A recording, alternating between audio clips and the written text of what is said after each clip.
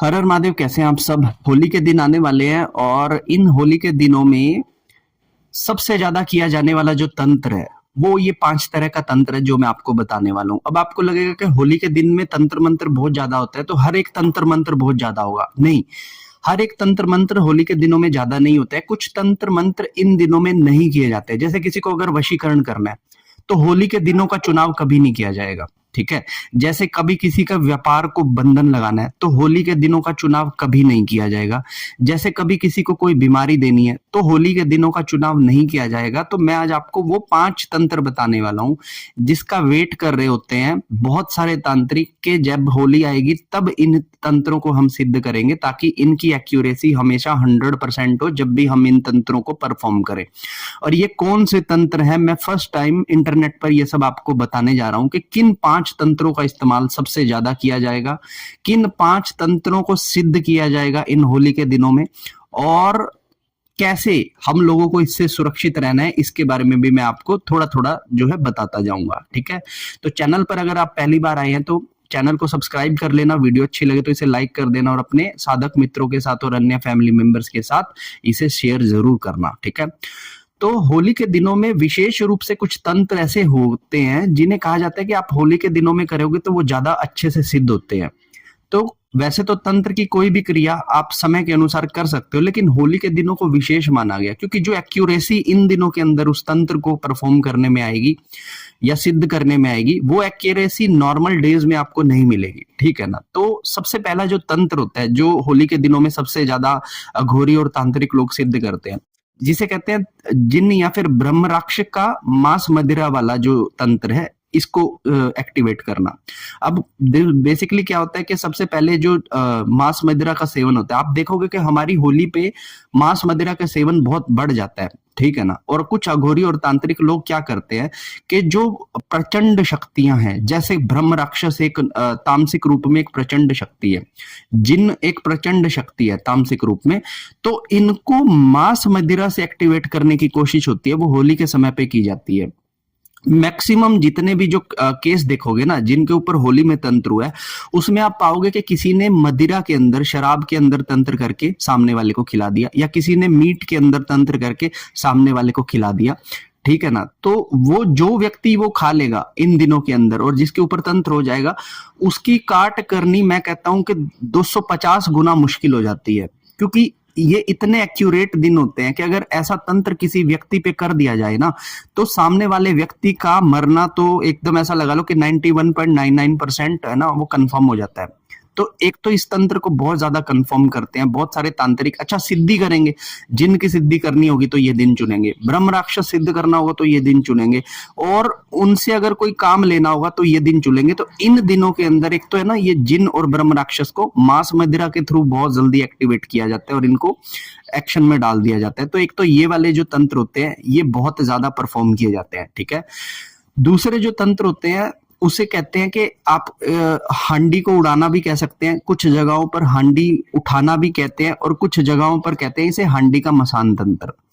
हांडी को उड़ाना, उठाना या हांडी का मसान तंत्र ये एक ही चीज है, जिसके अंदर एक आप देखेंगे कि छोटा सा कसोरा होता है मिट्टी का। उस मिट्टी के कसोरे में क्या किया जाता है कि कुछ ऐसी तांत्रिक चीजें और मंत्र फूक दिए जाते हैं, और जिसके बाद उसके अंदर थोड़ी सी लो जलाकर, कुछ लोग तो कहते हैं कि वो हांडी अपने आप हवा में उड़कर जाती है और जो शत्रु होता है उसकी या तो छत पर जाकर गिरती है, या उसके आंगन में गिरती है, या उसके मुख्य द्वार के बाहर जाकर गिरती है। तो ये वाला जो तंत्र होता है हांडी मसान तंत्र, वैसे इसको बेसिकली कहते हैं, जिसके अंदर एक हांडी के अंदर जो मसान होता है ना, मसान जो शमशान से मसान को उठा लेते हैं, उसको सिद्ध करके क्या किया जाता है कि उस हांडी को जागृत करके प्रॉपर भोग, मीट का, शराब का और अन्य तांत्रिक चीजों का भोग देकर, इत्र देकर, सिगरेट देकर, तंबाकू उसके अंदर रख के ना हांडी को उड़ाया जाता है। तो ऐसा कहते हैं कि हांडी को अपने आप उड़ के चली जाती है, लेकिन मैक्सिमम मैंने देखा है कि लोग क्या करते हैं, जो तांत्रिक होते हैं वो ना हांडी को जागृत करके किसी सुनसान जगह पर रख कर आ जाते हैं। ठीक है।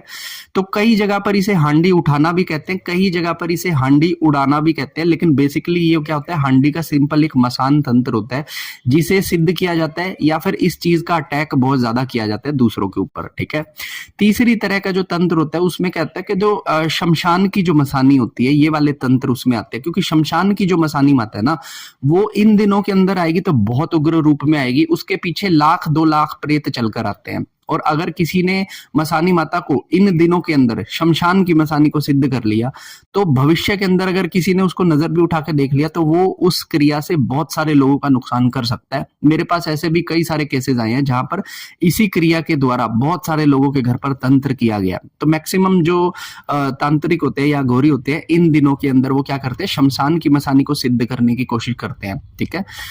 अगला जो तंत्र होता है जिसे कहते हैं कि चुड़ैल विद्या बोला जाता है। इसे चुड़ैल विद्या बेसिकली एक तरह का रात को किया जाने वाला एक ऐसा रिचुअल है जिसके अंदर शराब से अग्नि जलाकर उसके अंदर मांस का जो भोग डाला जाता है और कुछ मंत्रों का जाप किया जाता है। तो आपके इर्द गिर्द में कहते हैं कि होली के दिनों में चुड़ैलें बहुत ज्यादा घूमती हैं। तो जब आप रात को मांस का भोग देंगे अग्नि के ऊपर और शराब का भोग देंगे और आप अपने कुछ बाल अगर जलाएंगे, तो कहते हैं कि चुड़ैलें आपकी तरफ खींची चली आती है, और जब चुड़ैल आ जाती है तो उससे आपको वचन लेने होते हैं और वो भोग निश्चित करना होता है कि भाई मैं तुम्हें ये वाले भोग दूंगा तो तुम्हें ये वाले कार्य जाके करने हैं, ठीक है। तो ये वाली जो विद्या होती है ना, इसका उपयोग इन दिनों के अंदर बहुत ज्यादा तरह का जो तंत्र होता है जिसके अंदर कहा जाता है कि शमशान को जगाना भी कह सकते हैं, शमशान को जागृत करना भी कहा सकता है, या फिर शमशान की क्रियाएं करना भी कहा जा सकता है, जिसके अंदर हम शमशान से प्रेतों को उठाते हैं। तो ये जो शमशान से प्रेत उठाने का काम होता है ना, वो इन दिनों के अंदर बहुत अधिक किया जाता है।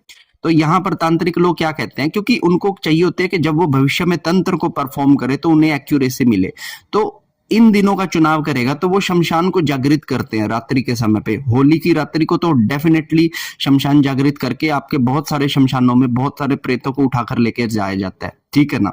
तो भविष्य में उन्हीं प्रेतों से फिर काम लिया जाता है। जो लोग बुरे काम मैक्सिमम लोग कर रहे हैं ना, वो इन्हीं दिनों का चुनाव कर कर यही सब गंदे काम कर रहे हैं। अब यहाँ पे एक सबसे बड़ी जो बात आती है वो ये आती है कि हमें इन चीजों से बचना कैसे है, ठीक है।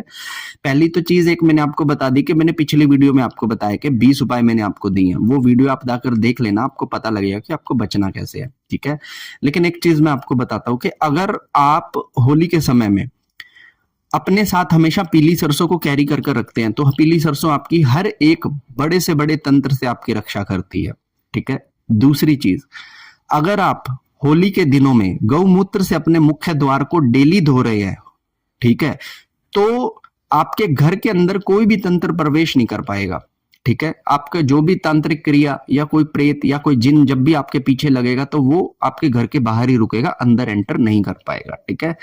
तीसरी चीज, कुल देवी की जो जोत होती है, मैं कहता हूं कि आप होलाष्टक से लेके होली तक कुल देवी की जोत को अखंडित जोत करके जलाए। अगर आपको कोई डर है कि आपका कोई पड़ोसी या फिर कोई शत्रु आपके ऊपर तंत्र क्रिया कर सकता है, तो ये चीज आप करें, ठीक है। और चौथा जो उपाय है, जो सबसे कारगर उपाय जिसे मैं कहता हूं कि आप इन दिनों को अपनी साधना के दिन में कन्वर्ट कर दीजिए, ताकि कोई भी बाहरी क्रिया आकर आपके घर में अपनी जगह को ना बना सके, ठीक है ना।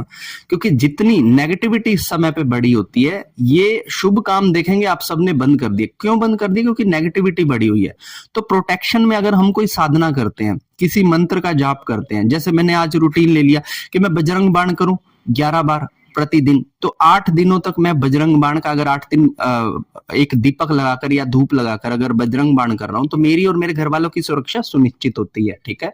अगर कोई तांत्रिक हम पर बहुत गहरी नजर लगाकर बैठा है या फिर कोई भी ऐसी चीज अगर हमारे साथ है ना, तो ये छोटी छोटी चीजें आपकी प्रोटेक्शन दे सकती हैं। क्योंकि तंत्र करने वाला अपनी एक्यूरेसी से करता है, वो आपको लगेगा कितना ये आपके ऊपर डिपेंड करता है, ठीक है ना। माना कि किसी ने तंत्र 100% एक्यूरेसी से किया, लेकिन सामने से चलने वाली गोली आपके सीने में लगेगी या आपके कान से लगकर चली जाएगी, ये आपके ऊपर निर्भर करता है कि आप अपनी रक्षा सुरक्षा कैसे करते हैं, ठीक है ना। तो मेरे बताए गए वो 20 नियम आप फॉलो कीजिए, और जो नियम अभी बताए हैं इनको फॉलो कीजिए, ताकि ये जितनी भी क्रियाएं होने वाली है ना, इन सब से आपकी रक्षा सुनिश्चित हो सके। ठीक है, तो ये मैंने एक बहुत छोटी सी जानकारी जो तंत्र के मैटर में आपको दिया कि होलियों पर सबसे ज्यादा किया जाने वाले ये 5 तरह के तंत्र है और इनसे कैसे बचना है ये भी मैंने आप लोगों को बताया। वीडियो अच्छी लगी तो इसे लाइक कीजिएगा, ठीक है। चैनल पर पहली बार आए हो तो इसे सब्सक्राइब कीजिएगा और अपने साधक मित्रों के साथ इसे जरूर शेयर कीजिएगा। तब तक के लिए हर हर महादेव, जय माता दी।